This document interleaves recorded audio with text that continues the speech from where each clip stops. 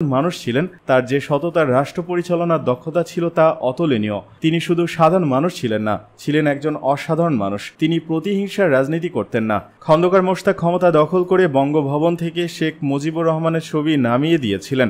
শহীদ president Ziaur Rahman ক্ষমতায় এসে তার ছবি বঙ্গভবনে টানিয়েছিলেন, আর এ সরকার শহীদ জিয়ার নাম বাংলাদেশ থেকে মুছে ফেলার চেষ্টা অব্যাহত রেখেছে। তিনি আরো বলেন, সরকার পানি, বিদ্যুৎ, গ্যাস ও ডিমের দাম দফায় দফায় বাড়িয়ে জনগণের নাভিশ্বাস তুলেছে। এই অতিরিক্ত টাকায় বিদেশি লোন পরিশোধ করছে, কারণ বিদেশি লোন নিয়ে তো লুটপাট করেছে।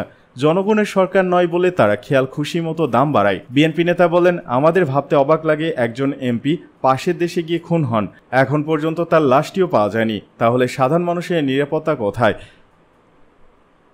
এদিকে ক্রসফায়ারের ভয় দেখিয়ে ইটভাটা দখলে নেন বেনজিরের শ্যালক। সাতক্ষীরা সদর উপজেলা দক্ষিণ আলীপুর গ্রামে ৪৮ বিঘা জমির উপর একটি আধুনিক ইটভাটা স্থাপন করে জীবনের নতুন স্বপ্ন বুনেছিলেন আনারুল ইসলামের ছেলে আশরাফুজ্জামান হাবলু।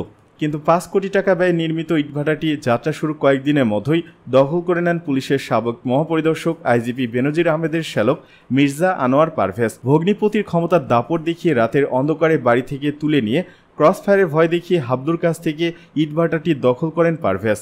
আইজিপি হওয়ার আগে টানা প্রায় ৫ বছর র্যাপিড অ্যাকশন ব্যাটালিয়ন র্যাবের মহাপরিচালক ছিলেন বেনজির আহমেদ। অনুসন্ধানে দেখা গেছে তার ক্ষমতার দাপট ছড়িয়ে পড়ে ঢাকা থেকে ২৫০ কিলোমিটার দূরে সাতক্ষীরায়ও। সীমান্তবর্তী এই জেলায় তার শ্বশুরবাড়ি। ভগ্নিপতির ক্ষমতার দাপটে সাতক্ষীরায় ত্রাসের রাজত্ব কায়েম করেন তার শ্যালক আনোয়ার পারভেজ। ২০১৮ সালে নির্মাণ শেষ হওয়ার কয়েকদিনের মাথায় হাবলুর ইটভাটাটি দখল করেন তিনি। এজন্য ৪ বার তাকে বাড়ি থেকে তুলে নিয়ে যাওয়া হয়। সে সময় বেনজির র্যাবের মহাপরিচালক ছিলেন। সরজমিন অনুসন্ধানে জানা গেছে হাবলুর ইটভাটার নাম নিউ আলীপুর ব্রিক্স। এলাকার ৪০ জন জমির মালিকের কাছ থেকে সব মিলিয়ে ৪৮ বিঘা জমি লিজ বা ভাড়া নেন তিনি। বিঘাপ্রতি ২৫,০০০ টাকায় ১০ বছরের চুক্তি করেন। ২০১৮ সালের ২২শে জুলাই হাবলুর নামে ইটভাটাটি ইস্যু করে আলীপুর ইউনিয়ন পরিষদ। একই বছরে ১৪ জন পরিবেশ অধিদপ্তর থেকেও ছাড়পত্র পান তিনি। আশরাফুজ্জামান হাবলু বলেন, ২০১৭ সালে ইটভাটার কাজ শুরু হয়। শুরুর দিকে বিনিয়োগের পরিমাণ ছিল প্রায় ২ কোটি টাকা। শেষ পর্যন্ত সেখানে বিনিয়োগের অঙ্ক দাঁড়ায় ৫ কোটি টাকায়।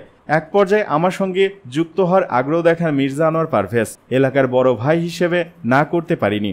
তৎকালীন র্যাবের ডিজি বেনজির আহমেদের শ্যালক পরিচয়ে এলাকায় বেশ প্রভাব বিস্তার করেন পারভেজ। ফলে সবকিছু বিবেচনায় কোনো রকম বিনিয়োগ ছাড়াই পারভেজকে ইটভাটার অংশীদার করে নেওয়া হয়। তিনি আরো বলেন, ইটভাটার নির্মাণ কাজ শেষ হলে বদলে যেতে থাকে পারভেজের চরিত্র। প্রশাসনকে দিয়ে বিভিন্নভাবে হয়রানি করতে থাকেন।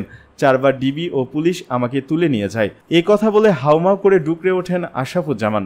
তিনি বলেন, মুখে কালো কাপড় বেঁধে ইটভাটা লিখিয়ে দেওয়ার জন্য হুমকি দিতে থাকেন। ২,৬০,০০০ টাকা দিয়ে জীবন বাঁচাই। সেই সঙ্গে থানায় বসে আনোয়ার পারভেজকে ইটভাটা লিখিয়ে দিয়ে চলে আসি। অতীতের রাজনৈতিক পেন্ডিং মামলায় আমাকে আসামি করে। ভগ্নিপতি বেনজির আহমেদের ক্ষমতার দাপটে এসব করেন তিনি। হাবলুর ইটভাটা দখল নেওয়া প্রসঙ্গে আলীপুর ইউনিয়ন আওয়ামী লীগের সভাপতি ডাক্তার মশিউর রহমান ময়ূর বলেন, আইজিপি বেনজির সাহেব যখন ক্ষমতায় ছিলেন তখন হাবলুর ইটভাটাটি জোর করেই দখলে নেন মির্জা আনোয়ার পারভেজ। সেই ইটভাটা এখনও ফেরত পাননি হাবলু। সদর উপজেলার আলীপুরের গোলারাটি গ্রামে সরজমিনে গেলে স্থানীয় বাসিন্দারা অভিযোগ করে, পুলিশের চাকরিদার কথা বলে বিপুল অর্থ হাতে নিয়েছেন আনোয়ার পারভেজ, কিন্তু পরবর্তী সময় চাকরি না দিয়ে নয়ছয় করতে থাকেন। চাকরি প্রার্থীরা টাকা ফেরত চাইলে পুলিশ দিয়ে ধরে নিয়ে করা হতো নির্যাতন, দেওয়া হতো মিথ্যা মামলা। এই হয়রানি থেকে বাদ যাননি আওয়ামী লীগের স্থানীয় নেতারাও। আলীপুর ইউনিয়ন আওয়ামী লীগের যুগ্ম সাধারণ সম্পাদক আমিনুল ইসলাম মন্টু বলেন, বেনজির আহমেদের স্ত্রীর বড় ভাই মির্জা আনোয়ার পারভেজের হয়ে প্রশান্ত কান্তি দাস নামের এক যুবক এলাকার অসংখ্য মানুষের কাছ থেকে চাকরিদার কথা বলে টাকা নেন। এর মধ্যে আমার এক আত্মীয় ভুক্তভোগী। তিনি আরো বলেন, বেনজিরের মাধ্যমে তাদের পুলিশের চাকরি দেবেন বলে টাকা নিলেও কারোরই চাকরি হয়নি। টাকা ফেরত চাইলে ঝামেলার সৃষ্টি হয়। এইসব বিষয়ে আমি প্রতিবাদ করলে আনোয়ার পারভেজ আমার উপর ক্ষিপ্ত হন। এরপর বেনজিরের ক্ষমতার মিথ্যা মামলায় আমাকে ২ বার জেল খাটান। ২০১৭ সালে ১৯ ফেব্রুয়ারি মামলা দেন প্রথমবার। তখন পুলিশ ধরে নিয়ে জেল দেয়। এরপর ২০১৯ সালের শেষ দিকে আবারও মিথ্যা মামলা দেওয়া হয়। ভিত্তিহীন বিভিন্ন মামলায় ১.৫ মাস জেল খাটতে হয় আমাকে। শুধু তাই নয়, স্থানীয় ব্যবসায়ী হাবলুর কোটি টাকার ইটভাটা জোর করে দখল করেন সাবেক আইজিপি শ্যালক। নাম প্রকাশে অনিচ্ছুক একজন ইউনিয়ন পরিষদের সদস্য বলেন, মির্জা পরিবারের অত্যাচারে এলাকার সবাই অতিষ্ঠ। এই পরিবারের জামাই বেনজির আহমেদের ক্ষমতার দাপটে এলাকার সব মানুষকে ততষ্ট থাকতে হয়। বাদ যাননি প্রতিবেশীরাও। তিনি জানান, বেনজিরের শ্যালক পারভেজ জোর করে প্রতিবেশী নজরুলের জমিতে সীমানা প্রাচীর দেন। প্রতিবাদ করলে পুলিশ এসে নজরুলকে ধরে নিয়ে যায়। বিনা বিচারে ১.৫ মাসও জেল খাটতে হয় তাকে।